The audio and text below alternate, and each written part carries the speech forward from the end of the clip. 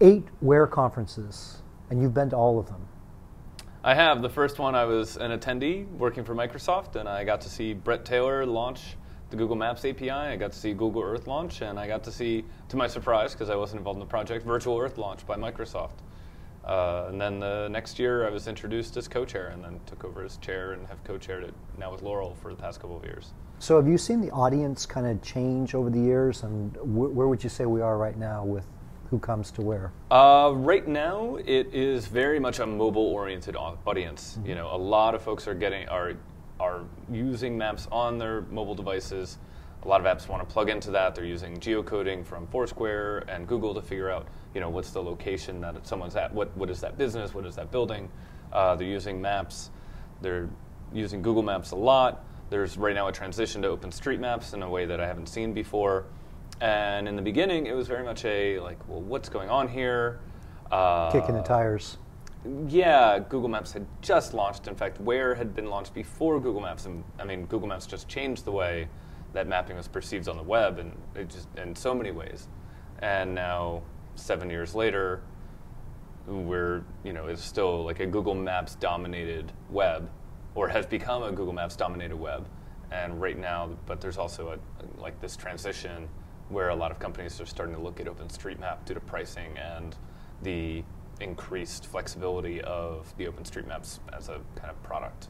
2 other trends kind of have moved into this whole space, though: social and mobile, obviously, that weren't back there in 2005 as much. Mm-hmm. Social's come a long way, and mobile's come a long way, and they're really making location take off, or is it the other way? Location's helping them take off? Well, I think it's both. So we always talked about social and mobile in the early days, and we always wanted a phone that could actually do that type of stuff, and we always wanted a browser that would know our location. And then the iPhone came out, and then shortly thereafter Android. And I mean, the iPhone really changed everything, because suddenly you were able to share your location with a third-party service automatically, and just in a way that you were never able to do that, and that third-party service could then share it out. And so along the way, we had a lot of experiments, like Fire Eagle by Yahoo, which was a location brokering service, Doppler by a bunch of Brits, that allowed you to share your future location. Yep. And now we're down to where location isn't so much the focus of any one app, but it's kind of like oxygen. It just makes it a lot better, helps to keep that app moving and alive by knowing a little bit more about the photo you just took, knowing more about where your friends are right now. And so I think that's why there's so much social mobile location getting strung together, because they really do go hand in hand. Your phone is for communicating with people, and normally the first question they ask is, where are you? And if they already have that information, it lets you jumpstart your conversation in a way that you weren't able to before. It's almost hard to envision someone building an app nowadays that doesn't have those components all built in. I mean, enterprise stuff. Well, the beauty of these mobile SDKs is that they've made it so easy. You can literally just drop in, like grab location and drop in a map, and then pinpoint the user and find it. So it's made it very, very simple to do basic geo work, and to have maps and to have location as part of your app. And you don't always see the most sophisticated use of that data once they've gathered it, but they are at least gathering it right now. And what I think we'll find is that over time, apps and developers will start to get more sophisticated with this data and learn more. I mean, Uber is a great example of that.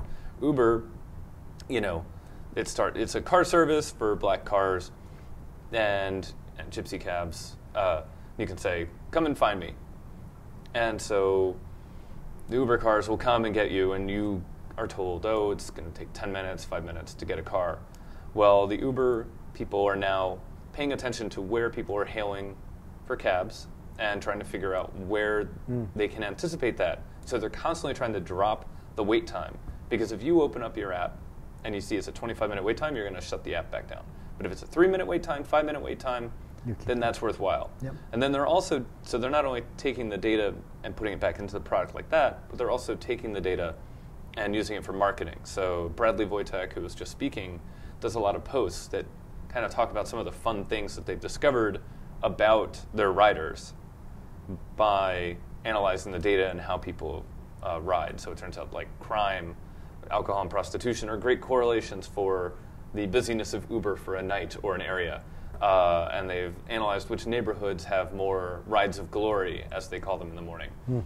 And so they've been kind of following the OkCupid style blog and feeding back like this. Hey user, users, this is what we've learned about you.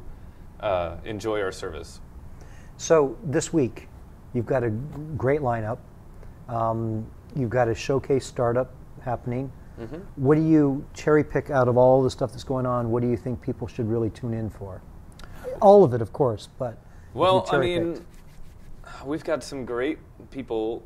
Josh Williams, who is the CEO and founder of Gowalla, is coming back 2 years later after he sold to Facebook, and he's now in charge of location. And I want to hear what he's been doing at Facebook.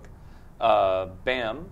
Brian McDonald, who was one of the founders of Keyhole, and so Keyhole became Google Earth and has been running engineering for Google Maps for years, is going to be with us for 20 minutes on Wednesday. I'm really excited to hear what he has to say. I mean, Google Maps has been doing a lot of great stuff for years, and I'm hoping that Brian's here for the first time. He's got something meaty to share with us. Jared Thorpe of New York Times R&D Lab, who worked on the 911 Memorial, is going to be talking about some of the projects that they've done at New York Times that deal with location data. A startup that, I don't even know if they're a startup, but a kind of visual interface company that I've just found the other week is coming up from LA to give a demo. They're Oblong, and if you picture kind of the Total Recall interfaces, that's what they try to work on. And so they're constantly trying to have software leap ahead of interface hardware. And I'm kind of excited to see what they bring up. I don't even know what their demo is going to be. And then I trolled Kickstarter, and I was constantly looking for projects that were geo-oriented. And so I found these guys who are selling balloon kits for satellite photography. So tomorrow during the keynotes, they're going to be launching a balloon and then streaming up, or photographing the audience from, well, the keynote room isn't that big, 30 or 40 feet up, but still kind of fun stuff. And they found this company called the Control Group that has turned Android phones into sensors. And so we are actually tracking where people walk around in the conference and what groups go in what rooms just passively through mobile phones. If I have an Android phone, they're going to be able to any phone that is shouting out a MAC address or on Wi-Fi. Interesting. Anything that's on Wi-Fi, basically. So you'll see all the patterns of where people are going most. Yep. Oh, interesting. That sounds like a useful app for a conference company. Or for Disneyland. Yeah. Or for a hotel. Yeah. And there's a lot of restrictions that have to be placed on that type of data, right? Yeah. But it's actually not personally identifiable. It's more that you could follow one single person's trail throughout an area. But you don't actually know who that person is unless you kind of track them down, which you can do anyway with just a human. Right, but then we step on the border of, is it a minor or is it an adult that you're tracking? And yeah. So Startup Showcase, what's that all about this year? This year, we have a bunch of, Startup Showcase is where we give a bunch of startups tables and they can bring laptops in and they get about 2 hours to actually just show off what they've been doing. It's not necessarily a launch, but they shouldn't be more than 2 years old and less than $2 million in funding. And so we have a lot of mobile startups coming in and some geoanalytics startups. Interesting. And how many total do we have, do you know? Or? I think we have 10 this year. 10, okay. And is there any judging? Or? We're going to let the community judge. Oh, we are? And then and then on Wednesday, the startups will be able to actually present to the wider conference. Excellent. Is there an award for anyone that... Getting on stage is the... Getting on stage, yeah. Good. So where do you see GIS and mobile and location-based stuff going in the future? Well, I think we'll see a lot more OpenStreetMaps, which is going to allow for richer geodata analysis.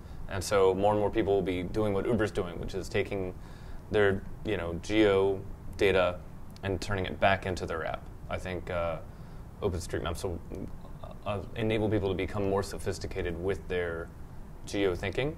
It will also allow for a new style of maps because it's going to be a lot cheaper to have your own style, like red maps, green maps, blue maps, whatever coloring, and poor design choices people want to make, they can. Yeah. It's a lot easier.